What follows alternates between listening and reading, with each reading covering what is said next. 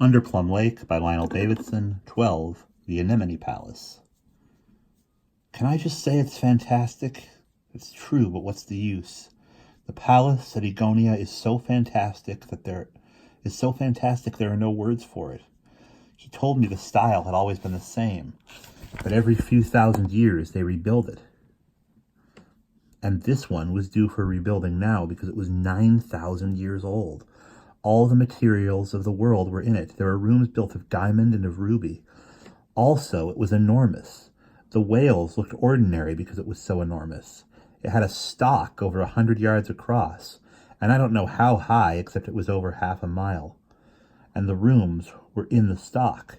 The entrance was bustling with officials, and we went through the main hall to the lifts and escalators that circled the building. The private apartments were on the top floor, and he took me up to the lift right away. It's all a jumble to me what happened after we got out of that lift. A little kid was waiting for us there. This was his sister, the 60-year-old Nelia. Or Neela. Or Neela. Let's say Neela. And she couldn't stop looking at me and touching me and feeling my hair. She kept dancing up and down, tugging me, and he muttered that we had to go to the nursery because she wanted to show me the baby. We went in the nursery, and there was the baby sitting up at its cot playing the violin. It was amazing. It was playing it really well, and its giant nurse was sitting there singing away and nodding in time. The moment it saw me, it gave a yell and threw the violin away. There were smashed up violins all over the room, and started reaching out to me, bouncing up and down in the cot. Everyone was grinning at the baby, so I grinned too, though it scared the life out of me. It had a big head. It had big green eyes. They all had green eyes and white hair, and the baby saw I was different. The nurse picked the baby out of the cot while it was pulling at my hair. Dido's mother came in. I recognized her right away from the projector, but she just nodded coldly at me. Then we were in another room, the living room, just the three of us, and I saw she was furious. She was like a queen, Dido's mother. She wore jewels in her hair and had it piled high on her head, which made her taller. She was colossal anyway, like a huge painted statue 20 feet tall. She barely looked at me, and I was too frightened to look up at her. I looked round the room instead. I saw I'd seen it before, that I'd even been in it before. I'd been in it through the projector, and I realized now what was so weird about it. It was a seashell. It was a gigantic, perfect, beautiful seashell with a soft pink glow. It had a long curved window, the mouth of the shell that looked out high over the city.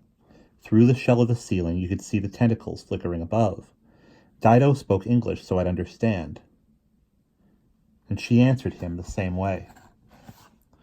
She said his father was so angry with him, he'd be lucky to keep his vehicle. She said, for a start, there was no way he'd be going to Plum Lake. He nearly went out of his mind. He said he had to go. He said all his group was going, and he was booked in for a week, and he was going to take me. She told him not to shout. She said he should have thought of Plum Lake before bringing me. She said in any case he couldn't go now, that he had social duties tonight, so he'd better get himself properly dressed. Then she dismissed him, and we went to his room. It was all of tigra wood in his room. It was maroon and silver, and full of the fascinating smell of tigra, so that I couldn't breathe in enough of it. But he was gloomy, kicking things about. Never mind, he said at last, and patted my head. We'll have a good time tonight anyway. He said his social duties were a round of student parties he had to attend. He had to make a speech at each about the coming exams. They were important exams to be held after the holidays, and the result would decide what each of them would study next year, when they'd be 100, and for the following 80 years till they started university. I couldn't cope with any of this. I just couldn't handle it. I said, did he really mean years? He said he did. He said the difference between us was the difference between people and dogs in the world above. He said people above lived 7 times longer than dogs, but people in Egon lived 7 times longer than people above. He said that they lived to 700 or 800. They developed more slowly. There was more of them to develop. They had bigger brains. He said their baby already had a bigger brain than any professors above. but they wouldn't start training its brain for another 30 years yet, because it had a lot of developing to do. He told me more about brains and how you trained them, but he did it while we were in the shower, and the shower was so fantastic I hardly heard him. I was there in the room. It was a grill on the floor, 6 square feet. You stood on the grill and the jets rose and lifted you. You could lie or roll or sit in the air as you wanted. The water was slippery at first, and you soaped with it. Then it changed to ordinary water, and you sluiced off. The shower went on a few minutes, and then lowered you to the grill and switched off. And if you wanted another, you pressed on the grill and started again. It was so great I had another, but he yelled at me to hurry, so I stood on the drying grill for a second and joined him. He'd yelled from another room.